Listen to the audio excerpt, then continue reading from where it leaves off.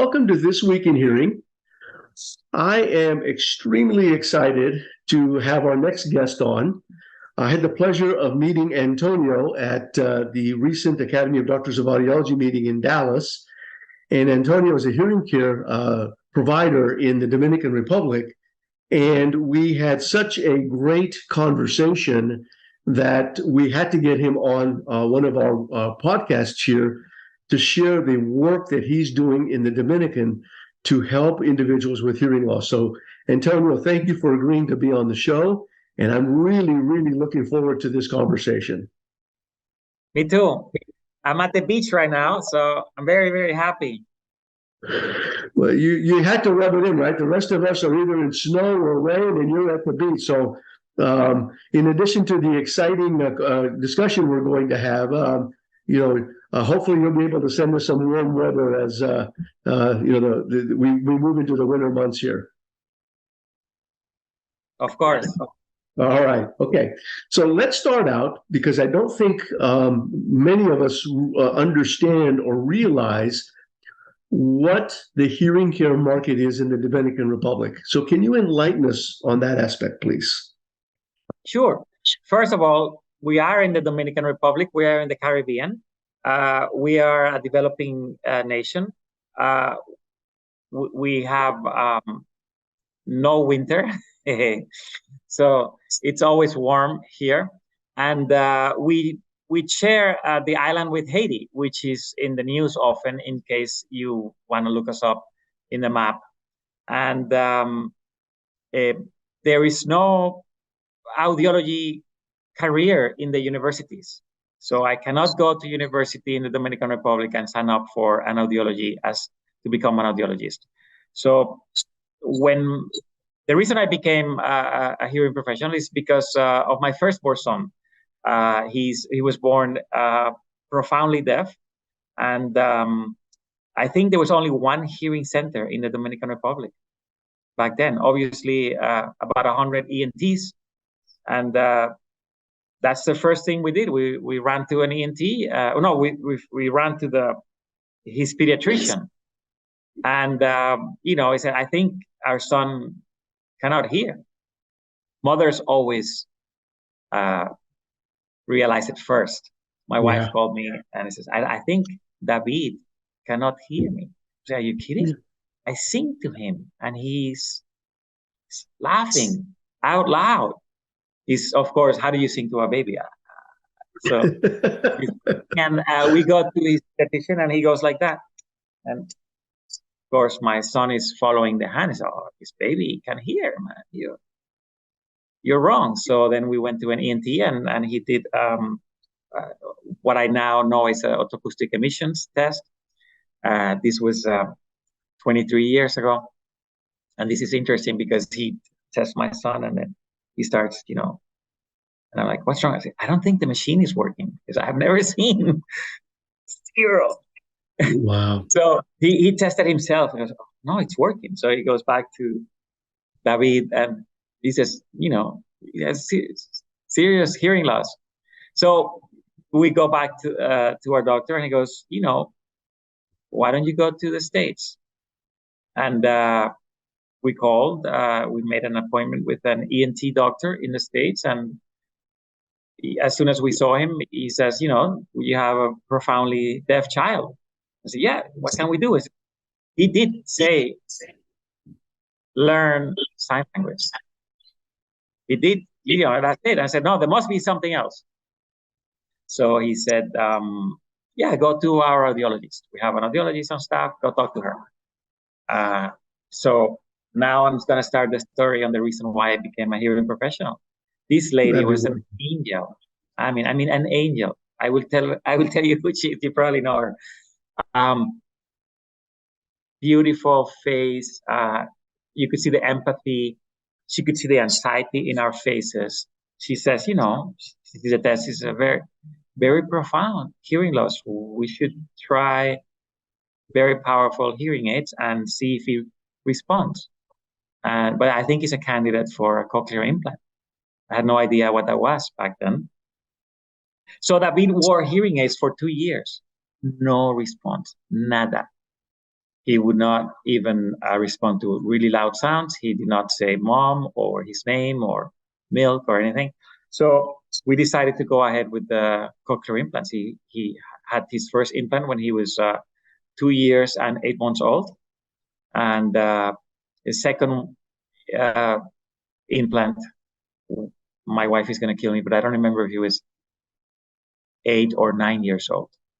Anyways, with the second implant, he did a lot better. Yeah. It might have been that that was a better ear or better technology, more advanced. But if he runs out of battery on the left side, which it was the first one, he would probably stay like that. Not be. He's 23 now, in university, and but if he runs out of battery on the right one, or he's gonna run for batteries. Anyways, we come back to the Dominican Republic, and my wife tells me, what are other families going to do? I mean, this is not easy. There's so much information. I mean, some people say learn sign language, some people say hearing aids, cochlear implant. How do you navigate through all that? So she said, why don't we start a foundation to help people? And we started basically just helping people cope. You get the diagnosis, you have to cry a lot first. There's a process of coping with it, and we can tell you our experience. May not work for you, but we can tell you what we went through and what worked for us, and we can help you. And family is very important. Yeah. Family is very important. I remember when I told my father-in-law, Samantha's father, I think David is deaf, but we're gonna do the best for him, because the saying, 2 heads think better than one. And his response was, and we are 26. The whole family came together. So this is a family project. The whole family. My son is the reason for the foundation to exist. I do all the fun work, as I said. My wife runs the foundation. My daughter, Sophia, an amazing volunteer. She started volunteering when she was 7 years old. Wow. She's now 21, and Tani Austin says she's better than most of my staff as a volunteer. And of course, we started the foundation raising money to buy hearing aids so we can donate them. And then I see in the newspaper, Starkey Hearing Foundation donates 800 hearing aids. I think I was up to like 10 hearing aids that I had donated then. So I said, I have to get in contact with them. And so what I did is I waited for them to come. They used to come every year. So this was 2005. 2006, I was a volunteer. I was already a trained hearing professional. And I was a volunteer at the second mission in the Dominican Republic. And I was the first one in, last one out. And I could figure out fix most problems. And I think Mr. Austin saw that. And at the end of the mission, he called me and said, hey, would you like to work for me? I said, yeah. And of course. And he says, no, I cannot hire you, but I can help you start your own hearing center. And that's how the AudioNet Hearing Center started. We first were a foundation. We first donate hearing aids. So the reason for us is to help people. And the way we can help people is we have a hearing center that provides hearing aids for paying customers. And actually, some of my customers say that I am like a type of Robin Hood. I sell hearing aids to the paying customers, and then I donate hearing aids to the customers who cannot afford it. And we have donated close to 50,000 hearing aids in the Dominican Republic. 100% donated by the Starkey Hearing Foundation. Mr. Bill and Mrs. Tani Austin donated all the hearing aids. And they used to come every year with a big entourage. And it would take me all year to evaluate every patient one by one. We take we test them, their ear impression, and then of course prepare a huge event where all the patients would come in and get fitted. And 1 year, I think we did close to 7,000 hearing aids in a week. Wow. Wow. Wow. So this is just an incredible story of philanthropic work that, you on behalf of your son's disability, you've taken it and now given back to your community, which, we had this conversation in Dallas, and I just thought it was such a heartwarming story. And it's also one of great philanthropy. And you've given so much, and it's a great alliance that you've created with the Starkey Foundation. But you also have other alliances, right? You have one with Salesforce. Can you talk a Yes, little bit about that? yes. But I have to tell you this story because I didn't finish it. Sure. When we were in the hospital, after that we saw the ENT, and we went to the audiologist. I'm gonna tell you what happened. We get out with hearing aids. I go to the cashier, and of course there is a bill for the ENT consult, and I'm gonna pay it. I say, no, there must be a bill for the audiology department also. And the cashier says, oh, it's not in the system. So we sat and we waited. After a while waiting, my wife says, oh, we're tired. We landed and we went straight to the hospital. That's how anxious we were. And so I go back to the audiology department and I say, hey, please, can you help me hurry up with the bill so I can go pay? And she goes, oh, I forgot to tell you, there's no bill. And I'm like, Wow.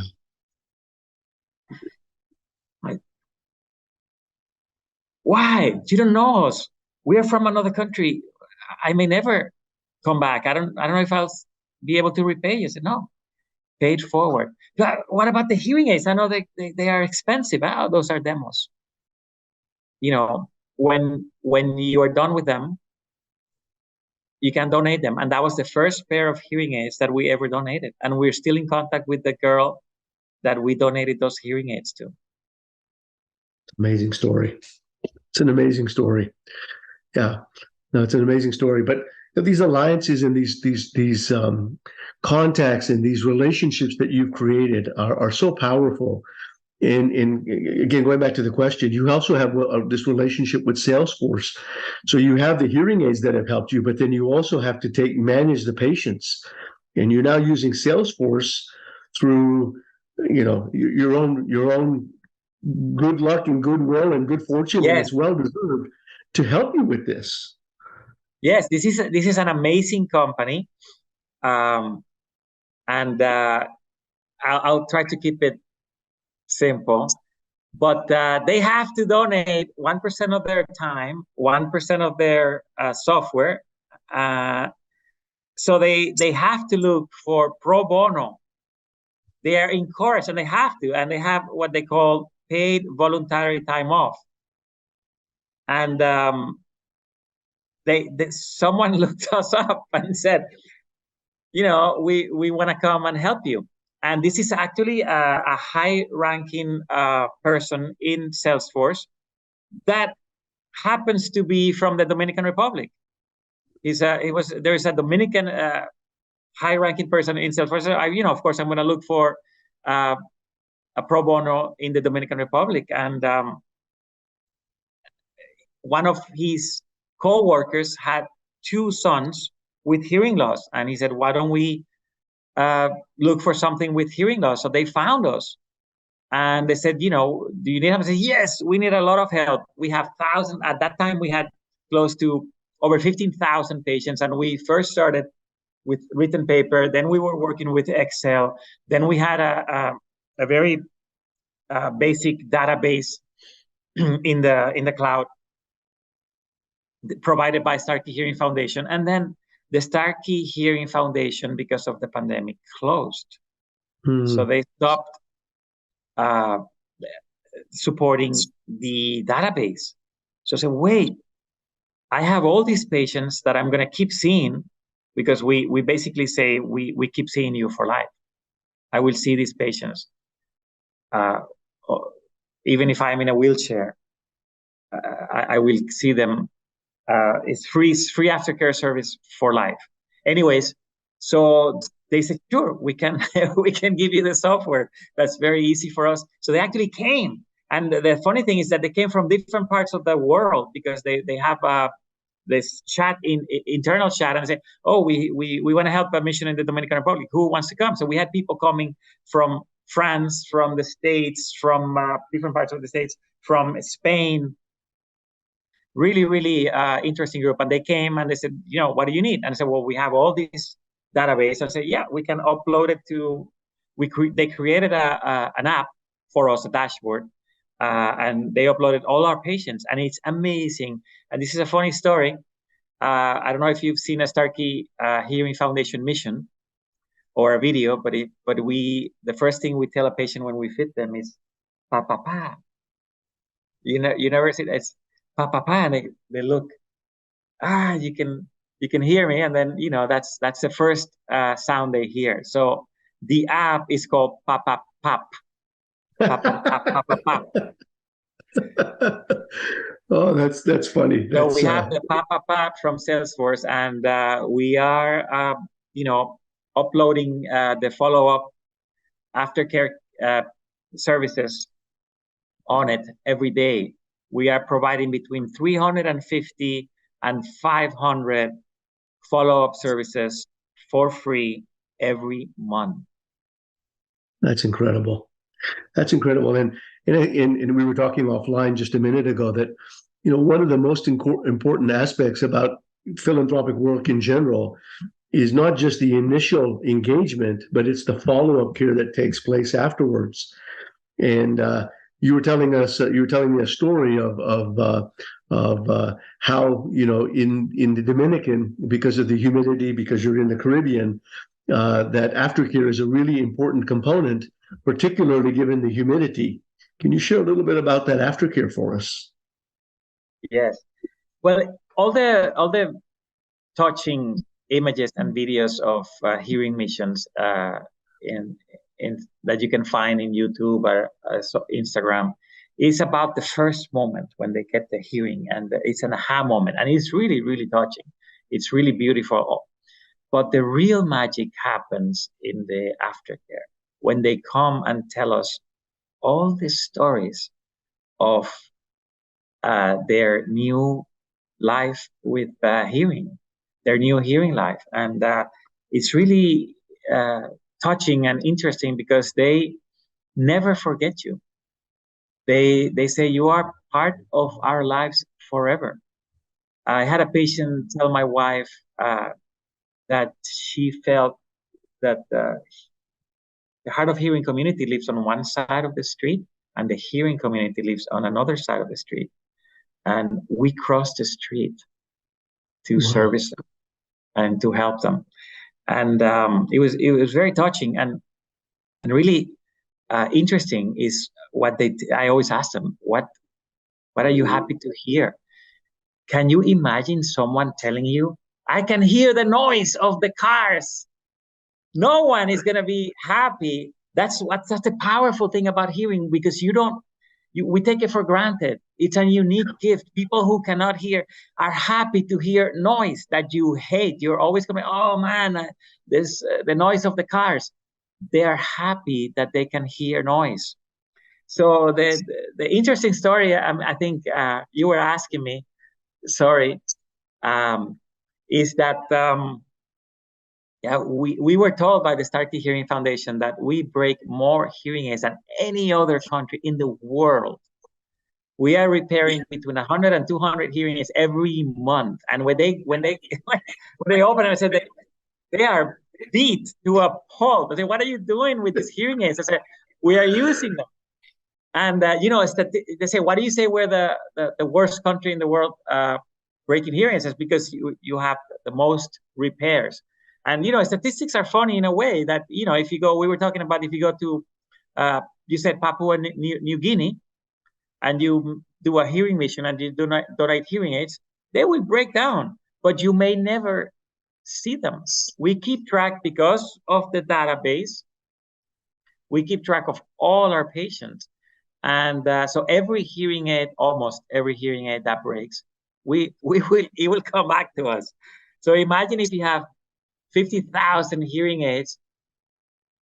I think, between 100 and 200 a month, it might be a small number. I don't know what percentage is that, but it might be a small number, but it looks like a huge number. So basically, they tell us in Starkey that it may be something in our diet. Our sweat is so corrosive. The hearing aid is all corroded inside, and you can see the green corrosion coming out of the hearing aid. Anyways, most of the times they just give us another one. They say, we'll send you a new hearing aid. So yes, we go through a lot of hearing aids in the Dominican Republic. Wow, and again, the aftercare, as you pointed out, is so critical, and it's so important. And I'm glad that you touched on it. That's the place that the magic happens. Is there a story that you have of a patient that you fit and you've seen multiple times? Is there one that stands out for you? Outside of your son, yes, of course. Yes, of course. I'll tell you two. One is a girl that I saw when she was 8 years old, and she was so happy. She gave me a kiss on the cheek, and of course, I looked a lot younger. I had no beard, and so the photographer took a picture, and somehow it became a popular picture, and then I keep seeing her. So now she's 20 years old, and I showed her the picture, and she says, we should do another one. So we have a picture now where she's giving me this, the same picture 12 years later. Wow. So that's proof right there that you can see that follow-up is happening and it works. And another one is very touching. Hearing loss has a lot of comorbidities or other disabilities that have comorbidities. One of those comorbidities can be hearing loss. So we have patients with multiple disabilities, and I remember it's hard for me to say, but this woman carrying a child that was bigger than her. And this child had probably severe cerebral palsy, and he could not move. And he's a 20-year-old man being carried by a small woman, and she's carrying, and she's coming towards the mission. And I get up, and we all get up, and we start running to her to help her carry. And she goes, no.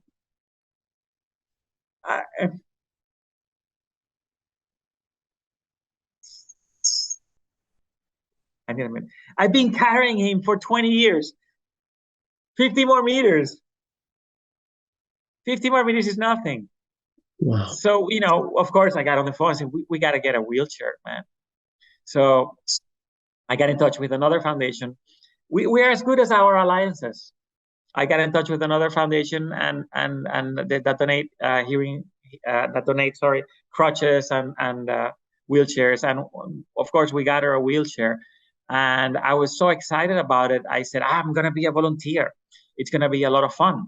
We're going to donate wheelchairs and crutches. And I have to tell you, man, I thought, I'm going to see people that broke their knee, and so they're stuck in a wheelchair. And then I said, no, people that live in a wheelchair. That's a whole nother story. It was very, very, very tough. It's a lot tougher than hearing loss, let me tell you. It's a lot tougher than hearing loss. People that live in a wheelchair, it's a very tough experience. Sorry, I got off on the side, but there is a lot of help needed, and there are many amazing organizations that you can be part of, and you don't need to start your own. You can just find like the Salesforce did. They found uh, an already ongoing thing, and you just help in any way you can. Well, I've got chills from the stories that you're telling, and you make me want to go out and offer my services, so again, the conversations that we're having now and that we've had previously are just so touching, and are really really important to the overall quality of life that we as humans and professionals are able to give back to our peers. Have you met Bill Austin? Do you know who I have. I've met Bill. It's been a number of years since I've seen him, but I met Bill when I was practicing and as an academic. It's probably been at least 15 years since I was up in Minneapolis. I actually was there for an event, and we ended up at his home. Yes. And was he was just a very gracious host when we were there. He's amazing. I mean, I'm very proud to be to call him my friend, and to be, I don't know how to say it in English. English is my second language, but that he calls me his friend. And I don't know, for people that know him, he calls me every once in a while, and I see he calls me from his wife's phone. So I see Tani Austin, I pick up, say, "Hey, Tani," and I go, "No, it's Bill." "Hey, Antonio, how are you doing? How come you break so many hearing aids?" No, it's to me. I have, of course, many stories about my relationship with him. To me, he's just an amazing person, and I want to tell you that 100% of the hearing aids that are donated by the Starkey Hearing Foundation are donated by him, and they're up there in the 3 million hearing aids donated, and I think it's to me it's a win-win-win-win-win relationship. All I have to do is provide my services with these two hands, and the little knowledge I have in here, and he will send me all the hearing aids that I asked, no limit. If I ask for more hearing aids, he will always send me all the hearing aids that I need. So it's a matter of how much time I have to see patients, and 100% of the patients that I see that need hearing aids, if I call him up and ask for hearing aids, I get them. Well, and just for our audience, you're the only provider in this clinic. Is that correct? We are a one-man show. We are actually not anymore. I have a hearing professional from Switzerland who came as an intern. This is a really interesting story, because I already was contacted by some students that were in the ADA that they want to come and serve as interns in the foundation. And they're going to have a lot of hands-on experience, because we see a lot of patients. So it's probably going to be a life-changing experience for them. But this kid came, well, he's 23 now. He came from Switzerland, and he does not want to go back to Switzerland. So I hired him. So he's full-time working with me. That's how I can be now here at the beach. I'm actually doing a 10-day international certification on the safety in kiting, and he's back at the clinic working. So we are right now building a second office. We are a one-office center with one booth and a waiting area, and we took because we had a huge waiting area, because before the pandemic we could see, I think our record was 110 patients in one day in one office, and so a huge waiting area. Now we have half the waiting area is going to be his office, and we are right now in the process of finishing touches of building that, because now we only see patients one by one. Of course, we still see,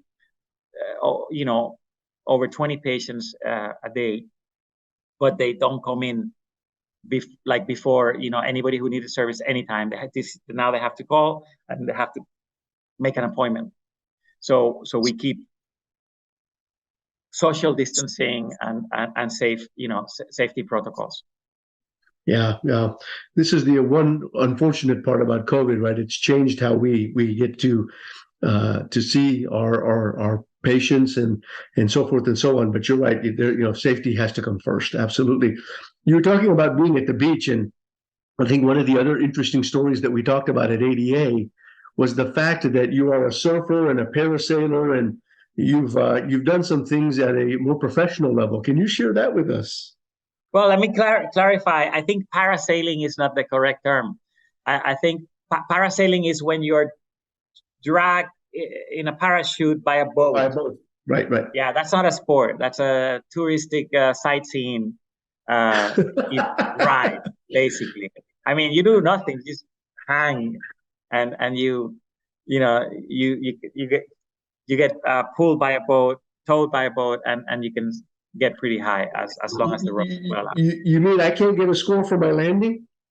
No, you have nothing to do if the boat slows down until you land softly, hopefully softly. Anyways, no, I am a windsurfer, A windsurfer, sailor and windsurfer.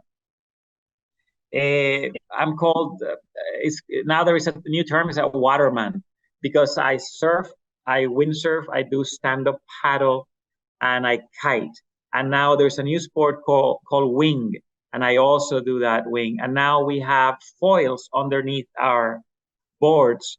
So now I windsurf foil, I kite foil, I wing foil. It's a hydrofoil, so actually the board comes off the water, and you have a wing under the water that is actually flying through the water, and you're above the water. So you can be a lot more efficient because there is no friction. The board is not touching the water. And that's how the America's Cup is being run for a few years now. All the boats are on hydrofoils. So they catch speed, they get up, and they accelerate because it's just a wing under the water. The acceleration is immense. They're going over 100 kilometers an hour. To me, the exciting thing about it is that I can go 4 times the speed of the wind. So it's a lot more efficient. Even with very, very light breeze, I can go very fast. And the angles, of course, are a lot more extreme. I can go almost straight into the wind and straight off the wind very fast. And I don't know why I was good at it, really. I guess there was some talent in there, but I made it to the Olympics. I was a competitor in the 1984 Summer Olympics in LA, in Los Angeles, in windsurfing. And it was the first time windsurfing was introduced as an Olympic sport. I kept racing after that. I did manage to win a World Cup windsurfing in 1990. And then I retired from competing regularly in 91. But I was always either studying, working, and competing at the same time. So I never had a time where I was only competing. And then of course, after I graduated from university, I was working and competing. So I'm what we call a weekend warrior. Yes, and I've never stopped sailing. I'm always sailing on the weekends whenever I can, and I also fly paragliding. Paragliding is basically, I don't need to describe paragliding, but I'm not flying as much as I used to.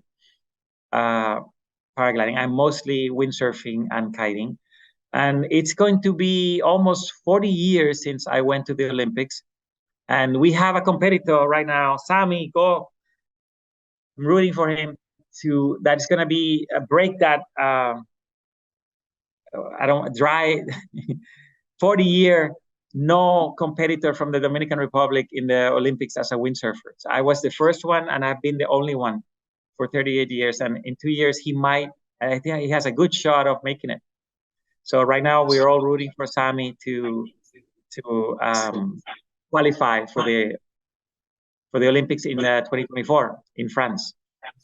Oh, that's amazing. That's amazing. You've lived an amazing life. Oh.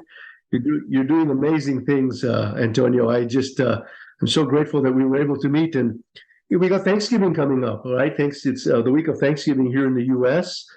Yes. And we're going to have turkey here in a couple of days. What are you going to do for Thanksgiving back on the island? Well, yeah, we always my family always we do a Thanksgiving is slightly different because we give thanks. We don't have the same history, but it's a good opportunity to say thank you for everything.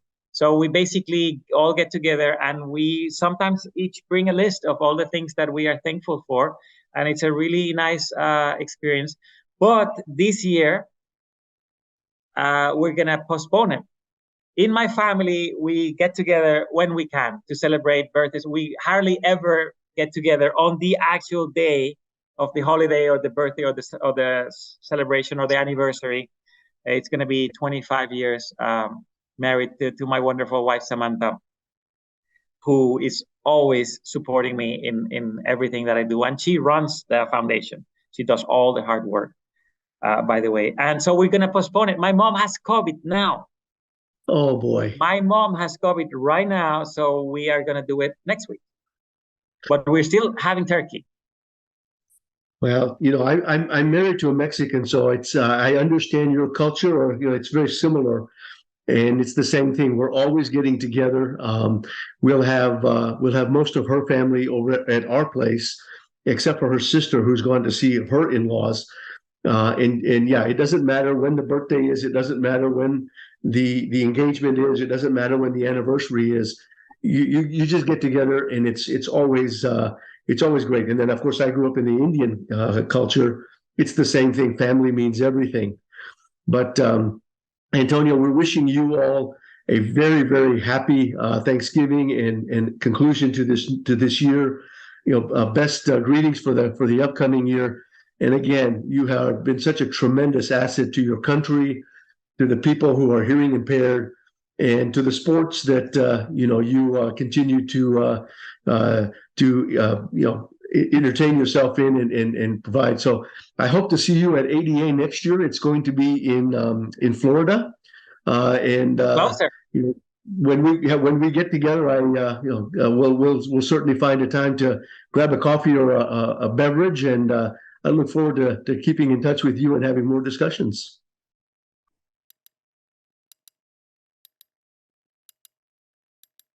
Well, I wanted to share a quick update on the interview that HHTM was able to have with Antonio Esteban out of the Dominican Republic.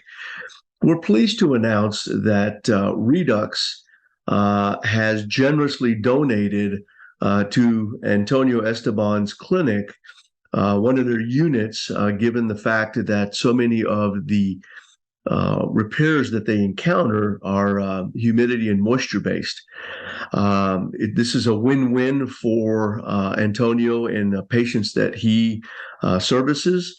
And a huge shout out to Redux for stepping up to the plate and helping not only Antonio, but the individuals who benefit from free technology and services that are provided in that country. So again, just a quick update and a huge thanks to Redux for their philanthropic efforts. And Antonio, keep seeing those patients, and hopefully with the Redux product, you'll have less repairs to send over to Starkey. Thank you.